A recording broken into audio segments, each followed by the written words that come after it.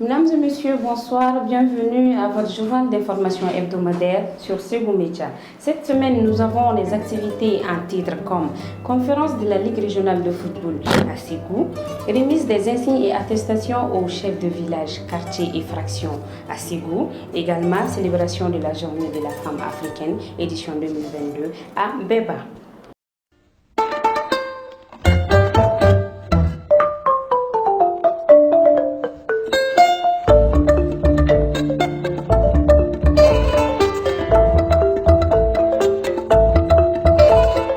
Remise officielle des insignes et attestations à quelques chefs de village, fractions et quartiers de la région de Ségou.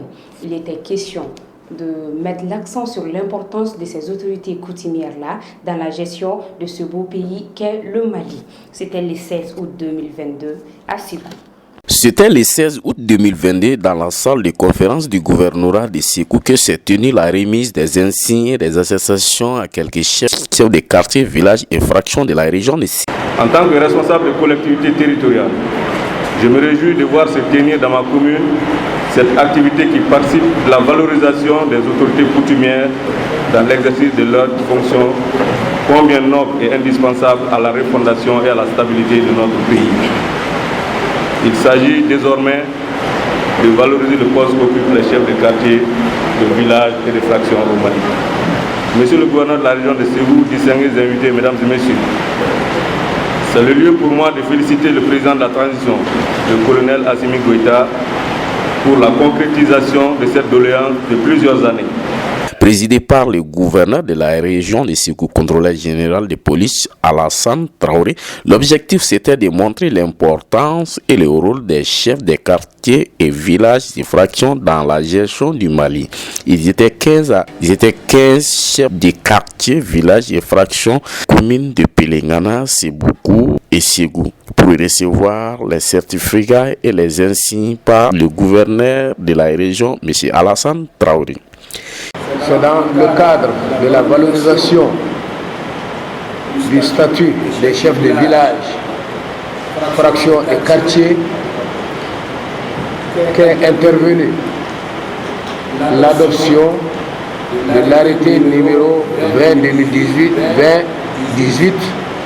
2018-2278 MATD SG du 5 juillet 2018 déterminant les modalités de nomination des chefs de village, de fractions et de quartiers. Il faut savoir qu'il s'agit de valoriser les chefferies traditionnelles. Ils sont plus de 2517 chefs de quartiers, fractions et villages dans la région de Ségou. Et après cette remise officielle, les autres seront donnés par les préfets et les sous-préfets dans leur localité. Commémoration de la journée de la femme africaine par la direction régionale de la promotion de la femme, de l'enfant et de la famille, ainsi que de ses partenaires à Mbeba. Dans le cadre de mortaliser cette journée, une grande célébration a été organisée. C'était le 17 août 2022. C'était le 17 août 2022 que la journée panafricaine des femmes, qui est le 31 juillet, a été célébrée dans le village de Mbeba, situé à 6 km de la ville de Ségou. L'objectif, c'était la commémoration de la journée panafricaine des femmes. Aujourd'hui, nous célébrons la journée panafricaine de la femme en Mbeba. Cette cérémonie m'offre l'occasion de transmettre aux femmes, aux notabilités de Ségou en général et de Mbeba en particulier, mes vives félicitations et encouragements. À ce sujet, permettez-moi de faire un bref rappel historique de l'Organisation panafricaine des femmes. En effet, c'est en 1958 à Vienne, en Autriche, lors du congrès de la Fédération démocratique internationale des femmes, FDIF, qu'est née l'idée de création d'une association capable de porter la voix de toutes les femmes africaines, OPF. En 1962, est née à Dar es Salaam, actuelle Tanzanie, la conférence des femmes africaines, CEFA. 12 ans plus tard, en 1974, à Dakar au Sénégal, la conférence des femmes africaines, CEFA, devient l'organisation panafricaine des femmes, OPEF. Cette cérémonie a enregistré la présence de beaucoup de personnalités comme le préfet M. Daouda Diarra, Madame le maire de la commune rurale de Pelingana, Madame Djambate Mambamba, le directeur de la promotion de la femme, l'enfant et la famille, M. Danzeni Koulibaly, le chef d'antenne de la Croix-Rouge de Ségou, Mme Traoré Sogona Diarra, Madame Sako Djelik Haïdara, la 5e adjointe maire de la commune urbaine de Ségou. La cérémonie a pris fin par la visite du chant d'une femme battante. Mesdames et messieurs, à l'instar des autres pays d'Afrique, nous célébrons aujourd'hui en Péba la journée panafricaine de la femme sous le thème régional Femmes africaines, actrices clés de la sécurité alimentaire et nutritionnelle. Le thème national retenu est Femmes rurales, actrices clés de la sécurité alimentaire et nutritionnelle. En ces jours mémorables, permettez-moi de rendre hommage tout d'abord à tous les combattants tombés sur le champ de l'honneur et aux femmes d'Afrique. Mesdames et messieurs, le Mali qui vit aujourd'hui sous le poids des effets dévastateurs du changement climatique fait de la question de sécurité alimentaire et nutritionnelle une priorité. Partout dans le monde et particulièrement dans les pays en développement, les femmes sont des actrices essentielles du développement rural et de l'agriculture durable. Il s'agit de l'immortaliser la journée panafricaine des femmes qui est le 31 juillet. Le 18 août 2022, l'association Dani Sandji a fait un don aux personnes démunies, veuves et orphelins de la ville de Ségou. Selon Madame Assitamboli, présidente de la dite association, l'objectif était de venir en aide à ces personnes démunies-là, veuves et orphelins de la région. Et si l'âme des orphelins, des veuves et des personnes démunies est le souci de la présidente de l'association Dani Sandji, Madame Assamboli. Voilà pourquoi chaque année, cette brave dame pense aux orphelins, les veuves et les personnes démunies. J'ai réussi ces dons-là, c'est la deuxième fois. C'est le développement social, Fonds de développement social au Mali, qui me donne des dons pour donner aux gens. Moi, mon objectif est d'aider les enfants orphelins et les femmes veuves. Les bénéficiaires, c'est les démunis, les enfants orphelins et les femmes veuves qui sont démunies. Parce que toutes les femmes veuves ne sont pas des démunies. Je ne peux que les... Un don composé d'un carton de 12 kits contenant chacun 5 complets d'enfants, 6 serviettes, des savons parfumés, un paire de chaussettes, le tout dans un serviette adulte. Des autres cartons composés de 26 kits contenant des broches pour laver les dents, coupe-ongles, des savons parfumés, peigne pour le cheveu. Des autres cartons contenant des couvre-lits, 30 couvre-lits dans chaque carton. Remercier et que ça soit continuel, parce que c'est pour aider. On aide les enfants, on aide les femmes. Ces enfants-là, ils sont à l'école. Par exemple, moi j'ai mis 5 à l'école. Leur dépense me revient. Le peu de moyens que j'ai, je dépense ça pour eux. Donc, l'aide est toujours la bienvenue. Bon, je remercie Charité Qatar et je remercie le Fonds de développement social parce que Qatar m'a donné du riz, m'a donné beaucoup de choses. Il faut savoir que ces dons sont destinés aux orphelins, des veuves et des personnes démunies selon la présidente de l'association Dani Sandji, Madame Assamboli. Conférence de la présidence de la Ligue régionale de Ségou le 19 août 2022 dans la cour de la radio Sanga pour contester la décision du président de la FEMAFOOT et alerter les autorités de la transition.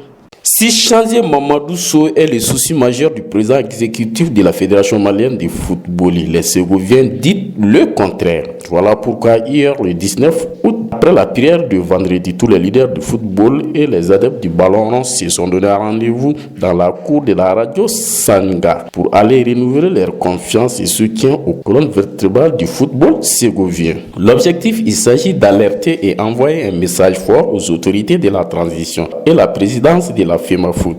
L'objectif principal de cette conférence de presse, c'est de dénoncer l'arbitraire de la Fédération malienne de football envers le football ségovien en particulier et le football malien en général. Nous pensons que le comité exécutif de la Fédération malienne de football, son premier rôle, c'est de poser des jalons dans le sens du développement du football. C'est de financer le football, c'est d'organiser les ligues régionales, c'est d'organiser les districts, c'est d'organiser les compétitions, c'est de les financer. En tout cas, c'est de trouver les moyens pour les financer. Aujourd'hui, nous sommes à la fin de la saison 2021-2020.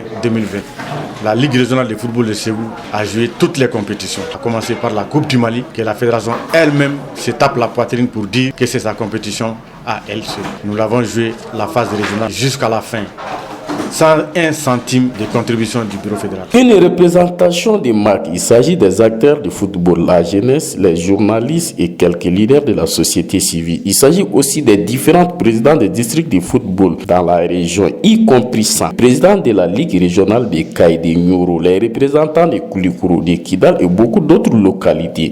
Une délégation de Djoliba AC, de COB et de LCBA, la jeunesse ségovienne aussi. Un seul mot était à l'ordre du jour: alerter les autorités compétentes avant qu'il soit trop tard, et un message personnel au ministre du Sport en lui disant que Ségou ne compte pas changer son éléphant à un lapin missionnaire de quiconque. Le championnat régional de deuxième division, nous l'avons joué également avec 13 équipes, j'allais dire 15, puisqu'il y a eu une équipe qui a fait forfait. Donc toute une saison, une ligue mène toutes ses activités.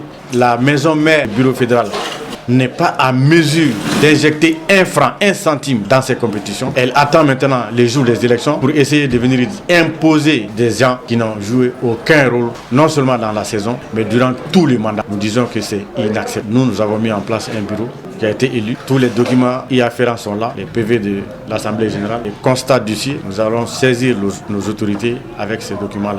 Et à partir de là, nous pensons que le PV que nous avons vu ailleurs n'a rien à voir avec le PV que nous avons. Là, c'est le premier. Le second point, nous avons fait appel auprès de la commission d'appel de la Fédération malienne de football en annulation de l'Assemblée parallèle qui a mis en place un bureau parallèle. Tout le Mali a vu que le bureau fédéral a été incapable même de réceptionner notre appel par voie d'huissier. Ça veut dire ce que ça veut dire.